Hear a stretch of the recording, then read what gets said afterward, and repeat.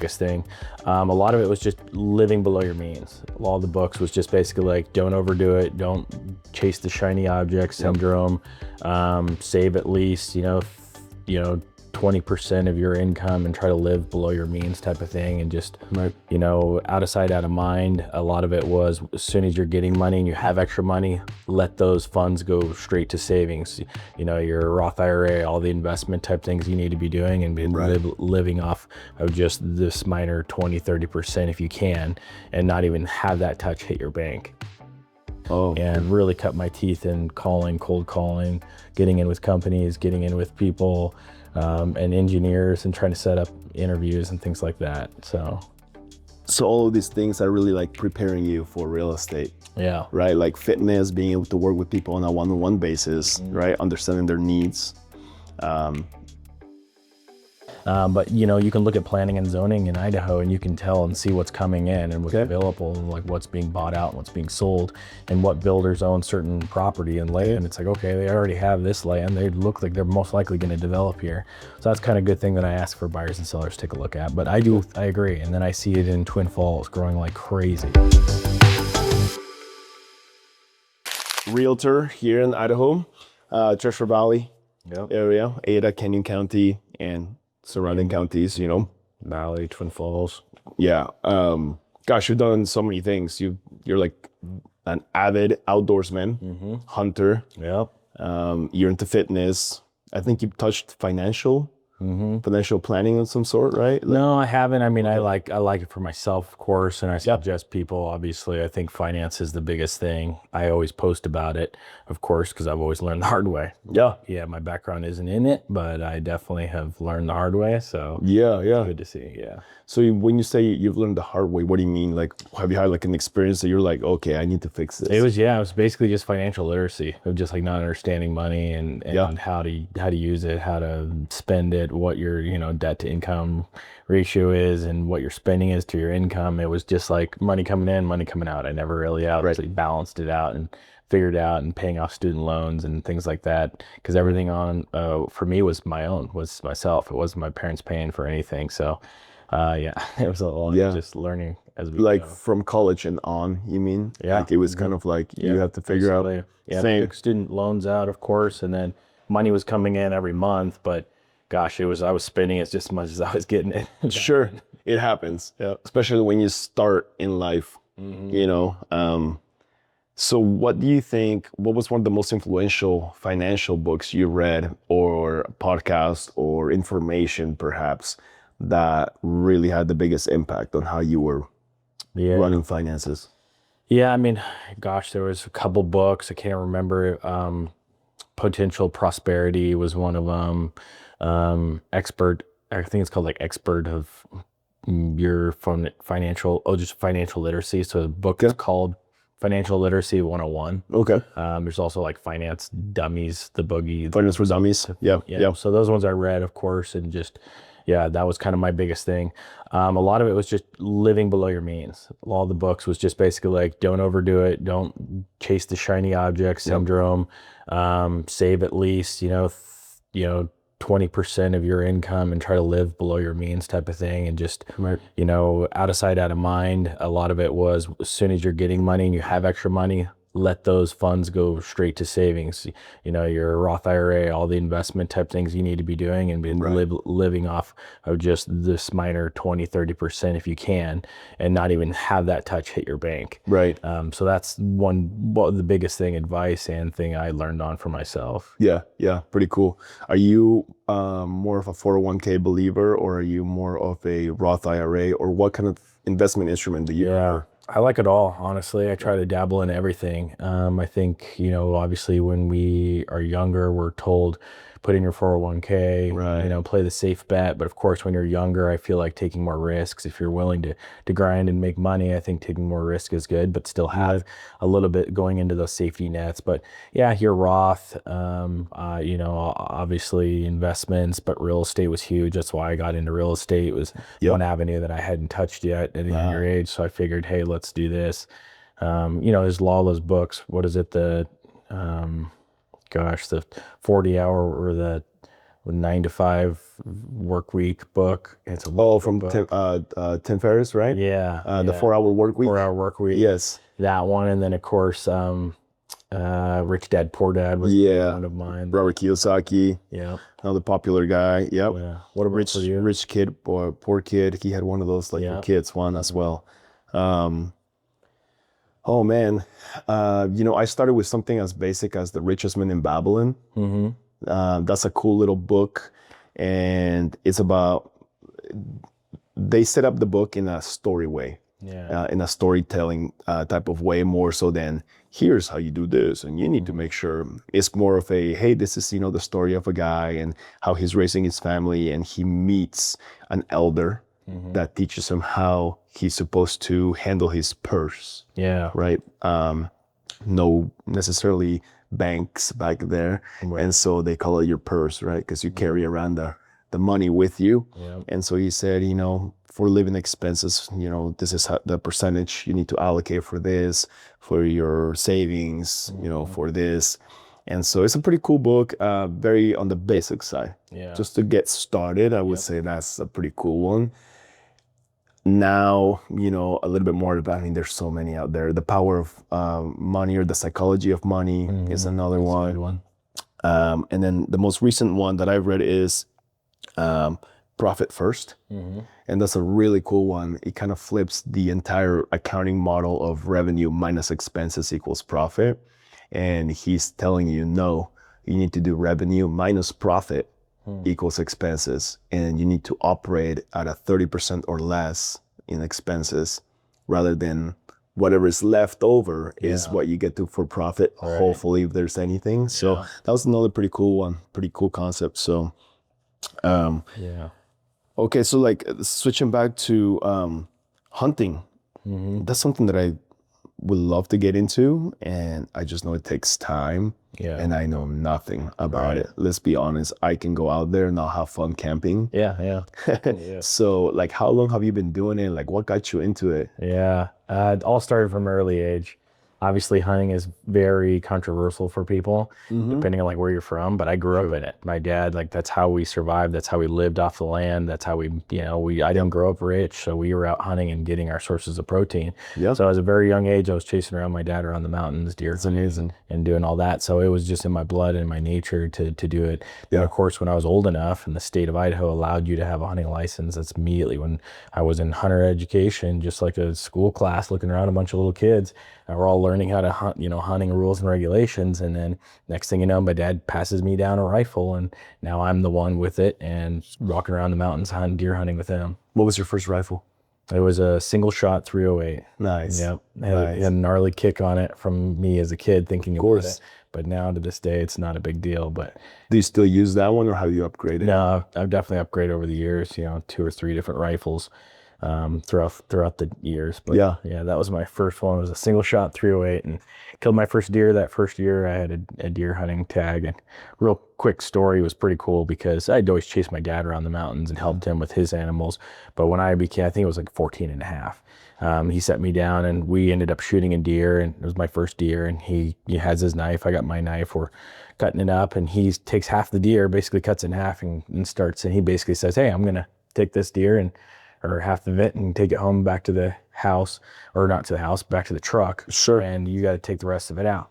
Well, I was scared shitless because I had never really left the woods and kind of with my dad. And during that whole time frame, as we were walking through, he was telling me, hey, look at that big rock right there. Isn't that cool? And I'm like, yeah. And he was basically pointing out landmarks. Hey, look at this big tree that's got a weird kink in it. And I'm like, yeah, that's cool.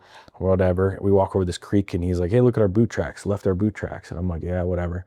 Didn't understand it until much later. Give me hints. And he was telling me later, and he took that deer back to the truck.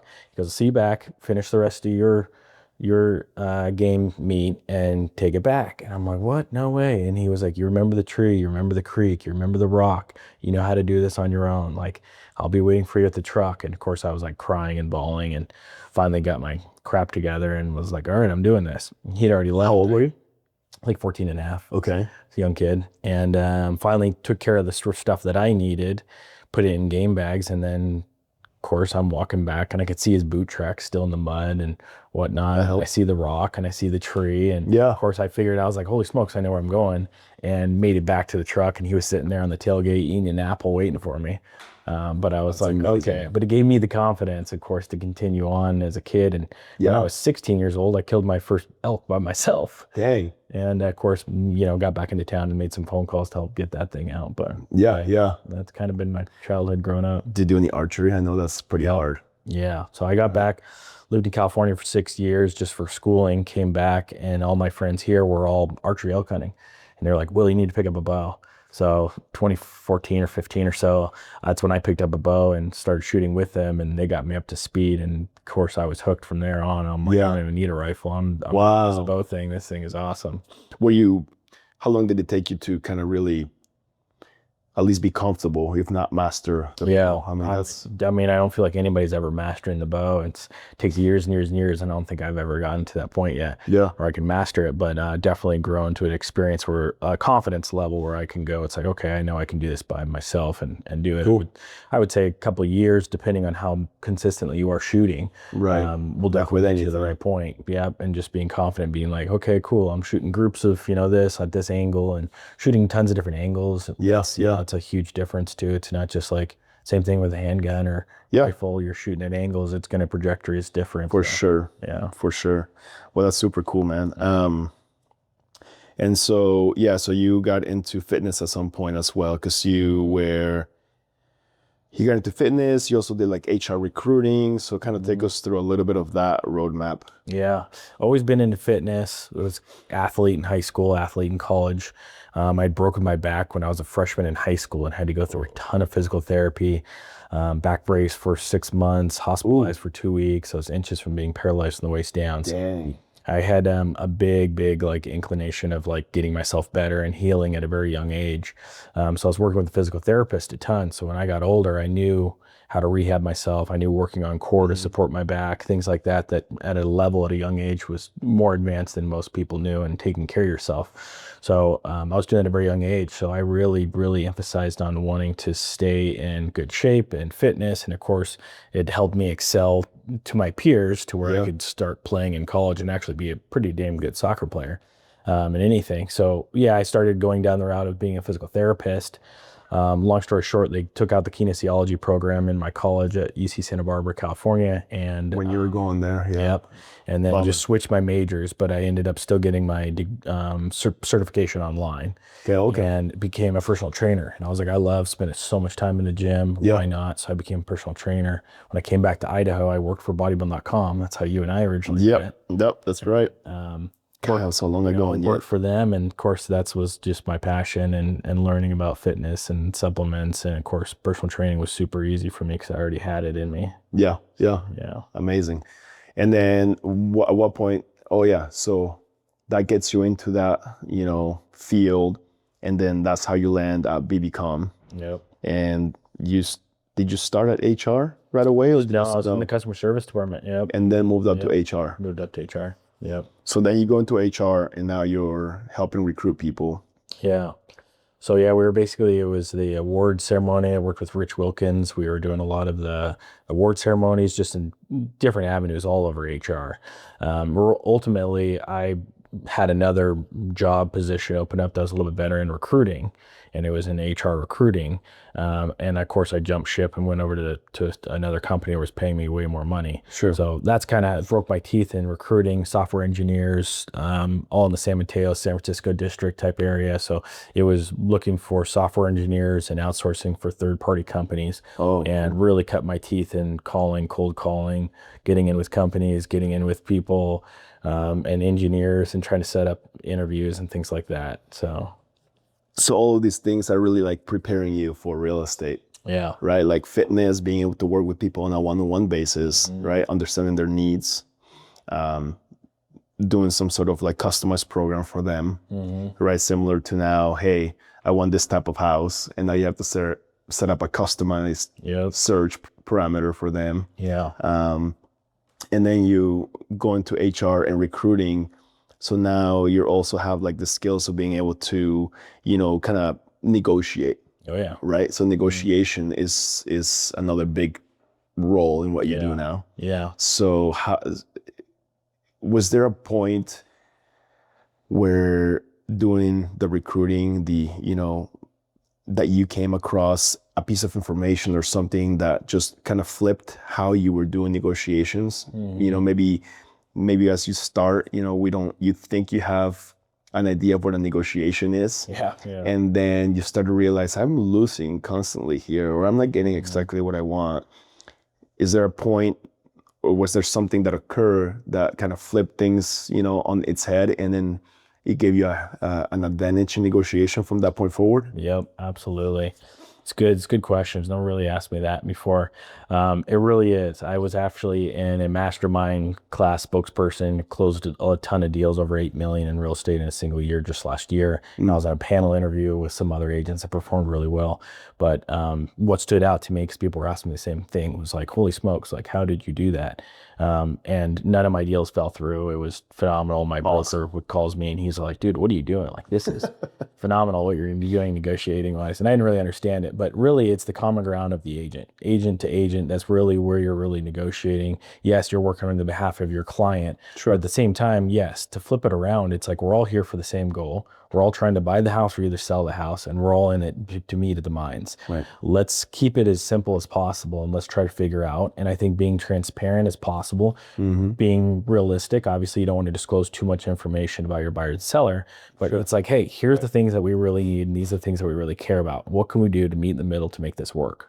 Cool. It's a team. Where a lot of agents have been doing it for so many years, and they're just so calloused and they're so jaded, and they're just do not care, and you are the enemy across the lines, where that's never been the case with negotiations and recruiting. Hey, this person's trying to find this job, they're doing it for X salary. My company say, hey, that salary is too much, let's try to meet in the middle. There's everything can be negotiated. And so there's the biggest point, is that people are so just cut and dry between the lines, and they say, no deal, this isn't going to work, my buyer wants this. Right. And they just don't think outside the box. There's so many ways to skin a cat. Sure. And hey, what else does your seller need? Do they want to close differently? Do they want a quick close? Do you want this? Hey, do we want hard earnest money? Let's try to find, there's so many ways. Everything is negotiated in real estate. Yeah. Why not? Let's try to find some other solutions. If this isn't going to work, what about this? What about this? And I can promise you, you can find it where both parties are happy. Yeah, absolutely. I love that. Is there any books that you've read on negotiations that you like? There's that one, gosh, you probably will stand out. The Art of Negotiation is one. Okay. It's a simple one. The other one would be like personality traits, or I can't remember. It's something where Art of Persuasion. Okay. Have you read the personality types or something? Personality types? Okay. It's like 12, your best friend. I can't even remember what it's called. I'd have to look it up. One of those. Okay. Yeah. Okay. Have you heard of Never Split the Difference from Chris Voss? I've heard that one. I have not read it. That was pretty cool. He was like a FBI negotiator for international kidnapping victims. I have heard that one. And so he talks a lot about there's no real like scripts necessarily, as much as are you listening with empathy. Okay. Yeah. And so he does talk about certain strategies, the mirroring, but he explains what mirroring is on his definition, and never asking why questions or just simple yes or no questions, but always asking the what, who, when, where type of questions, open-ended. Yeah. He talks a lot about that. So that's a pretty cool one. And then he wrote another book specifically for real estate, and I believe the name is The Full Fee Agent. The Full Fee Agent. He co-wrote it with another person, another author, and so it's kind of like the negotiation aspect really directed towards real estate. Yeah. That was another pretty cool one. I'd love to look at one of those. Yeah, those are good. Just had it to my tongue. The How to Influence Friends and how to win. Yes. How to win friends and influence people. Yes. It's been a while. Gosh, what's the author's name? It's not Carnegie, is it? No, it's not Carnegie. It's the other guy. But anyway, that's a really good book. Yep. Yes. Yeah, I agree. What has been the hardest negotiation that you've had so far in real estate? With you don't have to say names, but like as the situation in general, have you had anything where it's just like, wow, that was rough? It's a good question. I don't really recall because again, I'm pretty quick to being like trying to change it around. I know I'd done a deal last year early on in April, and I was really just, it was the financial contingency. I had a contingent sale of Seattle, this home, looking over that offer to make sure it was bulletproof. We were putting in an offer here in CUNA, and I'd put financial contingency, and the agents over there, really big agent, was, hey, why do you have this in here? And I said, hey, well, in case the deal doesn't go through. And they're like, well, that doesn't sound so great. And so they were really pushing for me to waive that, and they were just trying to pick holes in my offer. And they're like, well, how about let's not do the 10,000 seller concessions, and let's do it lower, or let's get some earnest money to go hard, and we can, the church trying to, so that was pretty tough with just the other agent. And realistically, I was pretty confident and bulletproof on that contingent offer, but of course you never know what can happen. And so I called up my client, and she was really adamant about getting those seller concessions. And I was like, hey, they're really trying to poke holes on this seller contingency, this seller financing, or not seller financing, but the contingency on your finances. If it falls through, we don't have the money, they're going to take all the earnest money. And she's like, I feel pretty confident if we want, we can waive that, and let's just try to keep the seller concessions. It's a big risk, but I called up the other agent over there in Seattle and said, hey, how bulletproof is your guys' offer? Is it going to, hey, she did a good job of saying, hey, nothing's guaranteed until it's done. Right. So I can't say anything on your behalf, but I feel pretty good on it, but I do not want to be the name on that if it does not go through. So you never know what happens. Sure. So I took the risk, and it was a negotiation back and forth. This other agent was like, hey man, our builder doesn't want to do this. He's never done this, So that was pretty difficult one. We ended up waiving the financial contingency and kept the seller concessions. And it ultimately ended up closing, and we got the seller concessions. The home over there got it, and so it was perfectly fine. It would have just sucked just to lose that earnest money down there. So that one was pretty tough.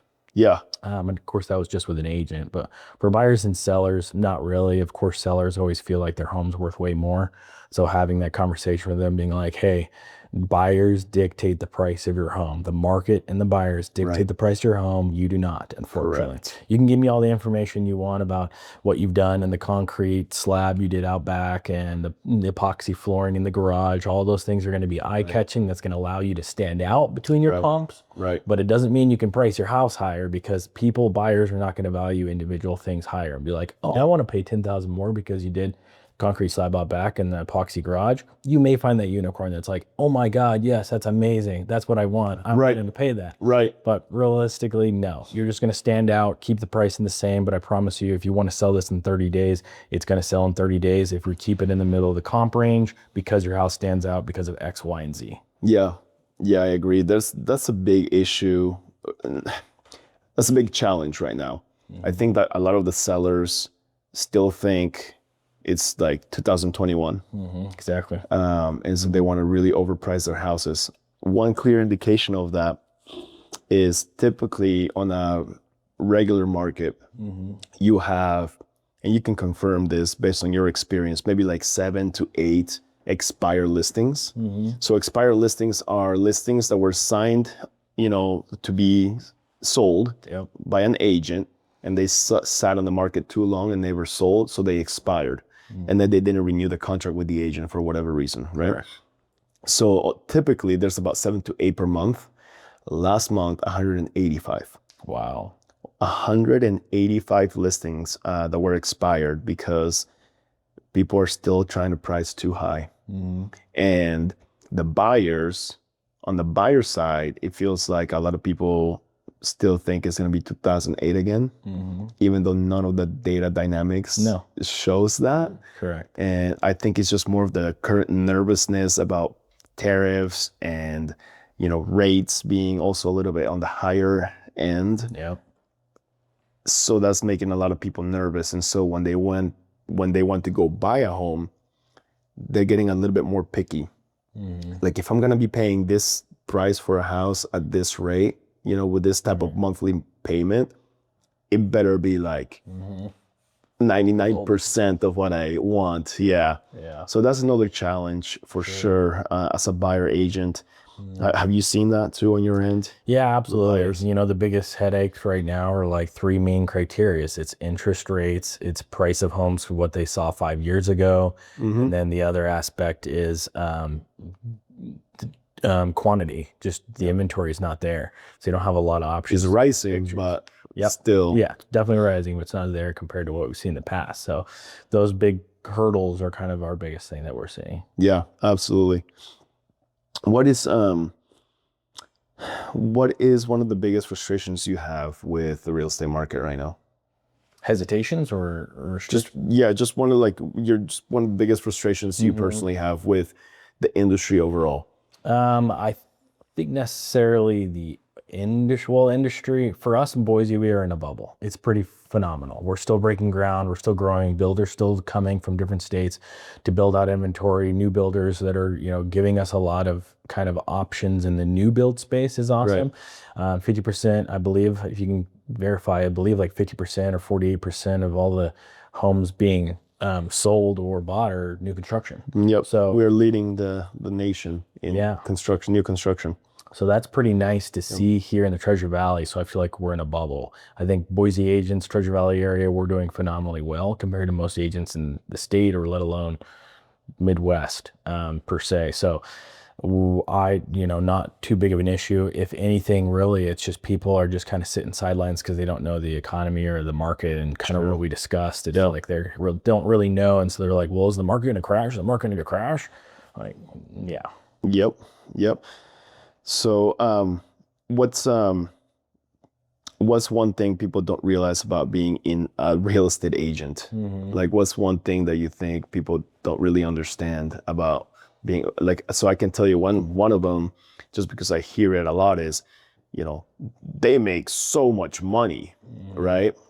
But they don't remember or they don't realize that, oh, if they're making 2 or 3%, right, of the purchase price, well, all the driving around that they did, all the 20 houses that they shown you was on their dime, right? The gas, the time. I mean, there's no employer paying for that.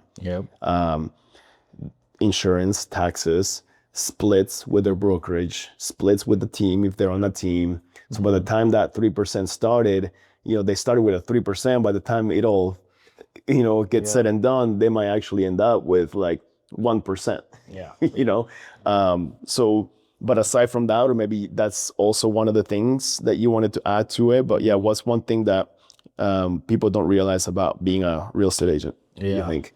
Two major things I'll touch on is obviously your time, which you don't have any more time of, and two, the amount of time you've spent on work that never gets paid out. Sure.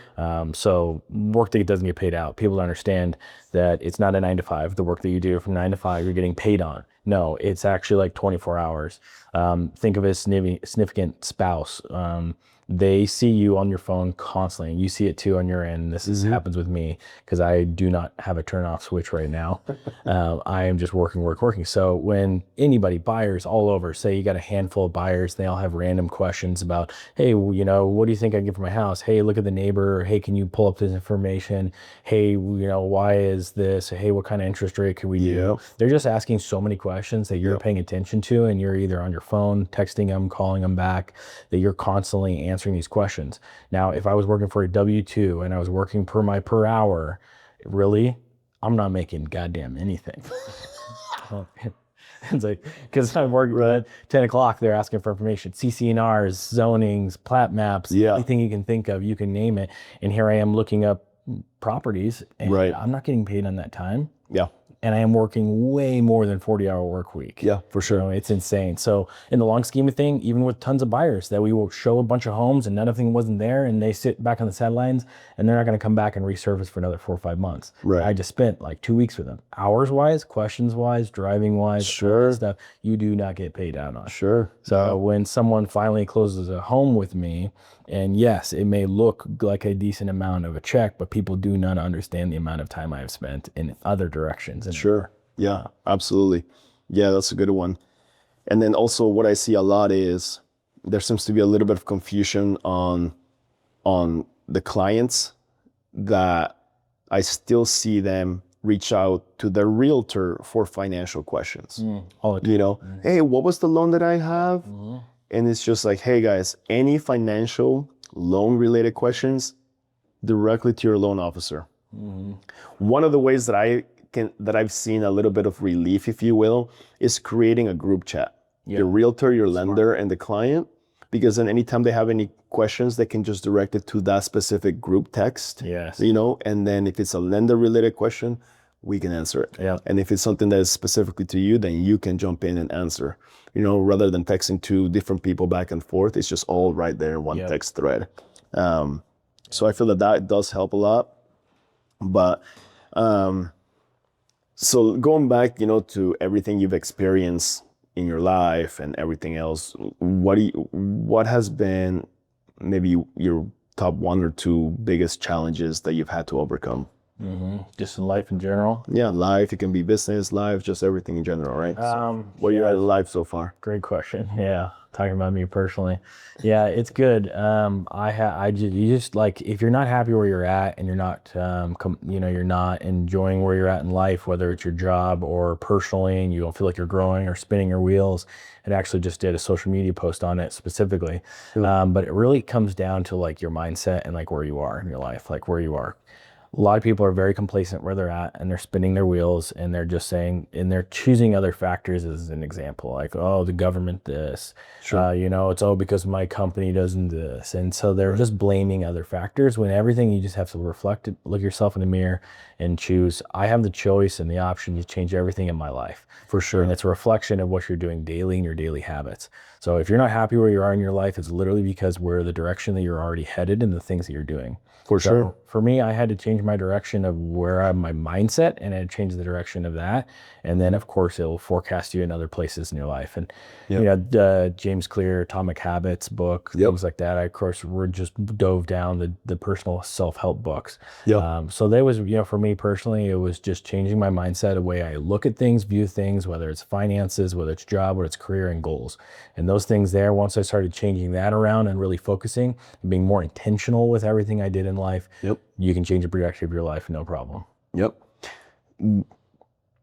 I think the biggest challenge that a lot of people have with that, when they hear that type of advice, is, that's easy for you to say, because you're not in my life. You're like, you don't know what I have to deal with on the daily basis, and so I would say the fact that you are in that much of a painful situation should be the number one reason why you would want to start making, like, make yourself read something, or just one thing that I found is a very simple question, the what if question. What if it did work out? Like, what if I started dressing differently?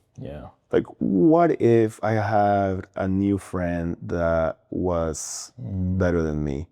Like, what if I applied to that other job? Like, what if I got it? Like, just asking those, like, almost gamifying questions, because then it kind of makes your brain think of the other possibility. I think that's a pretty cool little hack, if you will. But I mean, switching the people that you surround yourself with is going to be number one. If you're not super happy where you're at, you have to take a critical look at your circle and really wonder, are they going where I actually want to go? Or am I being held down in the comfort level of what they like? And if you might not like the answer, but if you don't like the answer, then that's a big red flag. I think people too, it's like they are self-sabotaging beliefs. They just don't have confidence in themselves. A lot of people are, it's like, oh, you don't have this, you're not like that. And they're just putting the doubt in themselves. Yeah. Yeah, you're trying to separate yourself from somebody else, but really you're not looking yourself in the mirror. And I didn't compare myself to other people. I just compared myself to who I am currently. And am I happy with myself? Can a partner like and enjoy the person who I am? Am I being a good person to everybody else? Looking at my faith, looking at who I am in general. And a lot of people, either two things, they either haven't hit rock bottom to understand that or like really evaluate that, and they still have a long ways to go until they can actually hit that rock bottom point. Sure. Or they're judging everybody else still, and they think that it's the ego. The ego is the enemy. Sure. That's another good book too. It's the enemy. Yep. And it's the ego, and they haven't really looked at themselves yet, and they're still just saying everything else is a different factor and not looked at themselves. True. I agree with that. We're switching gears a little bit now back to, to your real estate career and whatnot. Where do you see yourself, in the next year, 2 years, maybe 5 to 10 years in the future? Where do you see yourself business-wise? What would you like to have accomplished? Yeah, ultimately the goal is to still continue in the real estate space. I absolutely love real estate, working with buyers and sellers. It's definitely in residential. Yep. I have a lot of friends that they're in the commercial space, and they're like, oh, get into commercial, you'll really enjoy it. But man, I love people too much. As a personal trainer, work on a one-on-one. So I still want to stay in the residential space in real estate. I definitely want to have teams where I have an assistants, things like that can really help automate everything, and basically be able to do a lot of the smaller nitty-gritty stuff where I can still be in the face of people with buyers and sellers, helping them through that journey and that process. I just created some new buyers and seller guides because I get questions on it all the time, the process and all that. So having my buyers seller guides, that's basically something they can take home with them, look at it is one. But having a team of assistants, I don't care for buyer agents or seller agents specifically. I don't think that system really works. Again, you build your career on who you are as a person. Trying to outsource that from somebody else, I don't feel like is going to bring back to exactly how you were grounded and how you built it to begin with. So I'd like to keep my foot in that, where I'm the one with the buyers and sellers. But yeah, having a team, I want to have rental properties, currently looking and buying one now, where I consider building my rental portfolio to have that, of course, appreciation of homes and having assets, things like that, being able to use that debt to help create more, assets. So really, realistically, just basically have reoccurring generational wealth through real estate is the goal. Amazing. Amazing. I love that. Are you thinking also maybe like doing flips, or do you want to do just like hold and rent? It really just depends on the situation, depends on the market, subdivision, neighborhood, all that stuff. So, yeah, for sure. Ideally, I haven't thought of outside the Treasure Valley yet, but of course, that I guarantee you that space will be there where it's like, okay, there's property in Ohio. Things like that. So yes, I do like Idaho, but there's definitely tons of markets out there, like Florida and things like that. So definitely to the top growing markets. And of course you can start looking at real estate in some of those areas. So yeah, I agree. It just gets a little more complicated when you have to deal with a rental that it's out of state, because now you have to really think about your margins, because you're going to need to have a manager, like a property manager, since you can't be there. So the numbers have to make sense, but that's super cool goal. Yeah, a lot of realtors in the space here do like to fix and flip. Get flipped around within 30 days, avoid the capital gains type thing. So it really depends on the situation, but I think a lot of realtors now they're kind of into that space where it's like, let's just give it a facelift, put the lipstick on the pig, and flip it around and sell it. Yeah, I would love to kind of get into flips. Yeah, so it just looks super fun. Right. I watched HGTV and he told me it was fun. Yeah. Awesome, man. Where do you see the economy going in the next couple of years? Typically, I love asking a ton of people, even you included. I'm always asking you, and of course, looking at outsource for like wire.com. Was it wire.com? Yeah. Housingwire.com. So that's a good resource. So I can't really say per se. I do feel like the Boise Treasure Valley market is still going to continue to grow. It's not going to be growing as crazy. It may plateau, but I still think the market where it is now is going to be pretty substantial. I don't think the housing market's going to drop by any means anytime soon.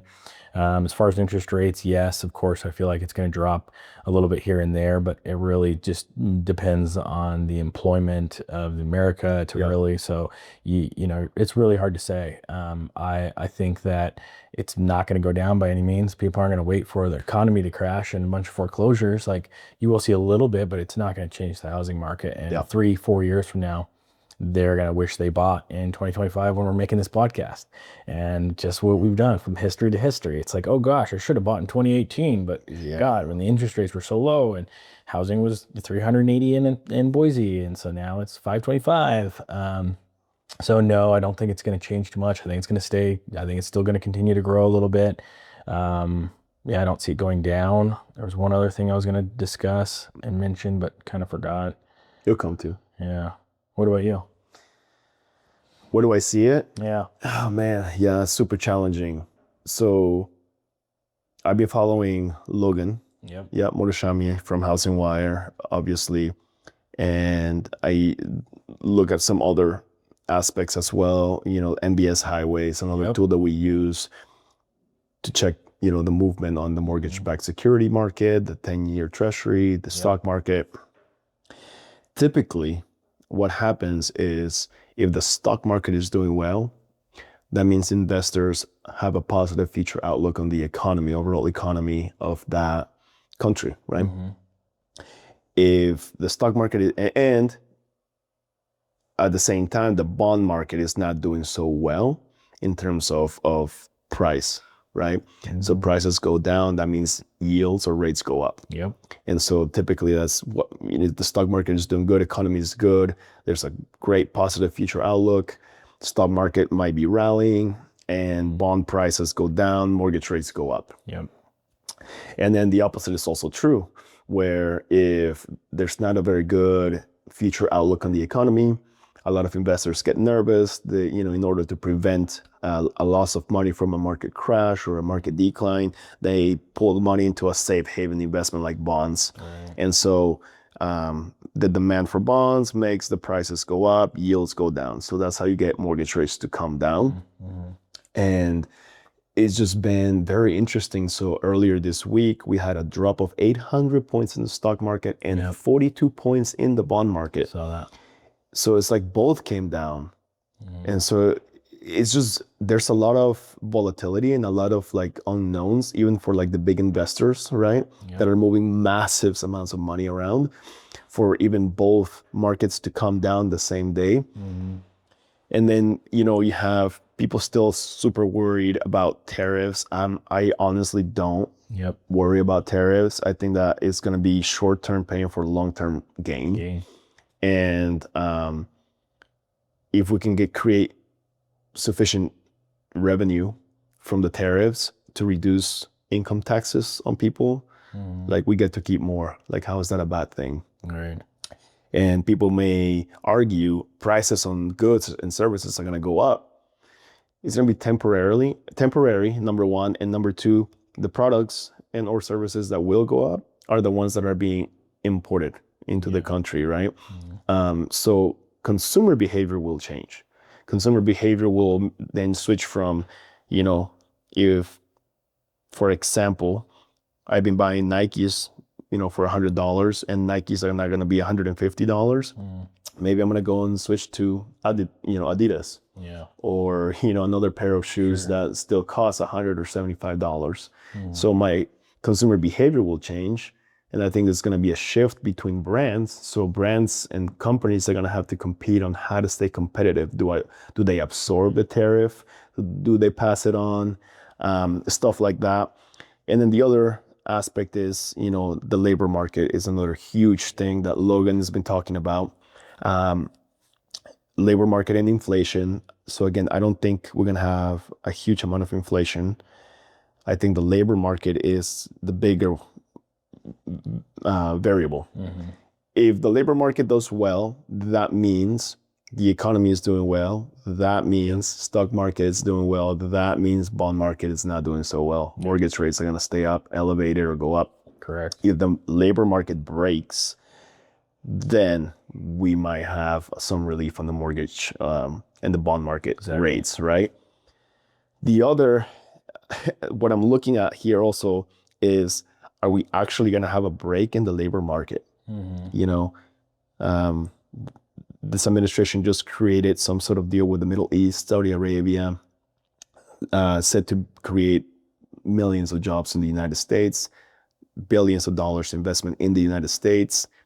So I'm going, I don't think the economy is going to go bad per se. Right. So if that stays true and tariffs get negotiated and that cools off, I honestly don't see mortgage rates coming down Not in our lifetime. any time, at least not in the next 2 years. Yeah. However, the current administration also is putting pressure on the 10-year bond to stay at or below the 4%. I think the U.S. Treasury Secretary Bassett, I think he mentioned that they had a target of like 3.9 for the 10-year Treasury. So I mean, if that happens, that helps mortgage rates as well. Right. I just don't know how they're going to do that. Yeah.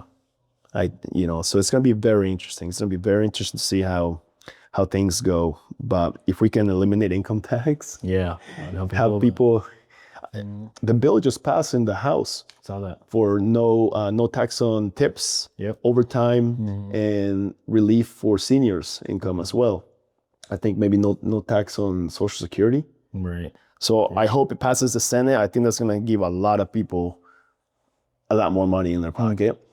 And from a lending standpoint, I see a lot of people in the service industry, like servers, bartenders, that don't necessarily claim 100% of their tips. Correct. Because they don't want to get taxed on them. And so when we look at tax returns or pay stubs, they don't have sufficient money to qualify. So is that going to now start helping a lot more people qualify, because now they're going to start claiming their tips since they're not going to be taxed on it, and still show sufficient income on paper? That's going to be super cool to see. So be interesting to see for sure. Yeah.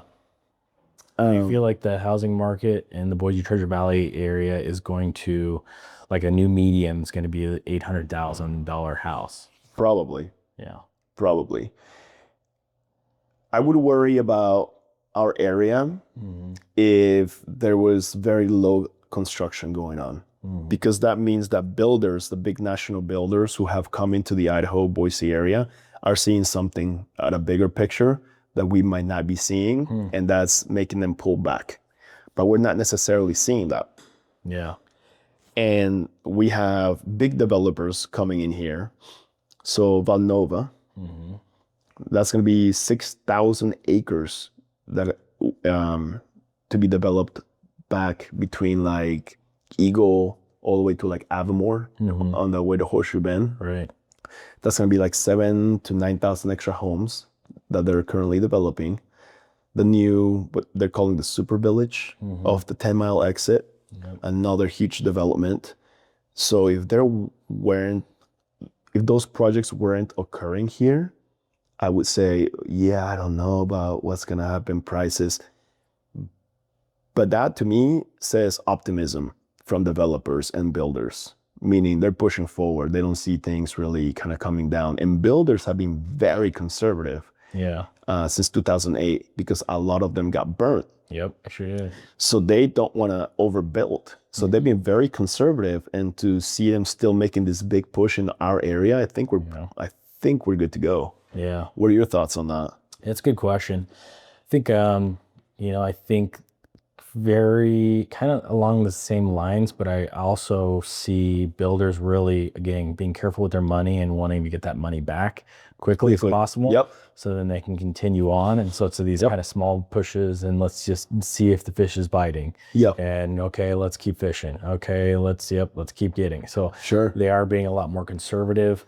Are you seeing that with like our local builders, or like the big national builders that have come in, or both? Local builders now, nationally, I'm not even kind of scratching the surface on it, so it's tough for me to see on that. But you can look at planning and zoning in Idaho, and you can tell and see what's coming in and what's available, and like what's being bought out and what's being sold, and what builders own certain property and land. It's like, okay, they already have this land. They look like they're most likely going to develop here. So that's kind of a good thing that I ask for buyers and sellers to take a look at. But I agree. And then I see it in Twin Falls growing like crazy. Okay. And the companies there, like Chobani, that's growing, and all these big companies that are growing and expanding. And then here with the Micron expansion, and they're building there. It's like a $6 billion expansion. Massive. Yep. So it's like, you know, it's coming. Mountain Home, they're freaking expanding their whole Air Force base, and they're bringing Are in they a really? ton. So it's like, it's coming. It's going to be there. And that's where I agree 110% that Yeah. yes, the housing minimum house value is going to be 750, 800,000 in no time. It's going to take some time to get there, but I agree with all this happening. I guarantee you the bigger national brands, they're going to be coming too. They're going to be wanting to expand in the mall, and the Free Eagle Highway, or the Emmett Highway that's expanding, and how Emmett is. And I think Emmett is going to grow like crazy. Yep, I said it 2 years ago. Yep, I said it 2 years ago. I was telling buyers and sellers, and I was like, Emmett right now, yes, you can buy it 380, but I guarantee you the minimum household is gonna be 500,000 in no time. Yeah. If you want, freaking buy out there. You got the water, you got the land, you got the hills, land. you got the, right there, straight highway to Eagle. You know, and so yeah, when this podcast is going to be out and about and years down the road, and we're like, holy crap, we saw it. Yeah, we called it. Yeah, we called it. Yeah, I can definitely see Emmett having a Costco in the next 10 years. Oh, for sure. Easily. Yep. Yep. Super, man. Well, people can find you obviously with social media and Yeah, the mountains hunting, or Yeah, right. You won't find me in the mountains. You won't find me there. there you go. All camouflaged up. Yeah. Won't even know you're coming. Yeah, definitely social media, courses, realtor. We kind of just basically we're slooters out online, so our contact information's out there, cell phone, and Instagram. Yeah, we're public. Email address is public. I get spam calls all day. My phone's ringing twice already, and I get into a spam call. Yep. So yeah, social media for sure. Instagram, Facebook. A lot of people ask questions on Instagram all the time, like, "What's my house worth?" and all that jazz. So that's an easy way because I'm always on my phone. Super cool. Awesome, man. Well, I'm looking forward to 2 years or 3 years from now if we do this again. Yeah. Like where you're at, if you've changed your mind on anything, Yeah, right. new perspectives you've gained. Right, So exactly. awesome, dude. Well, thank you so much for your time. Yeah, it's a pleasure. We'll have to do it again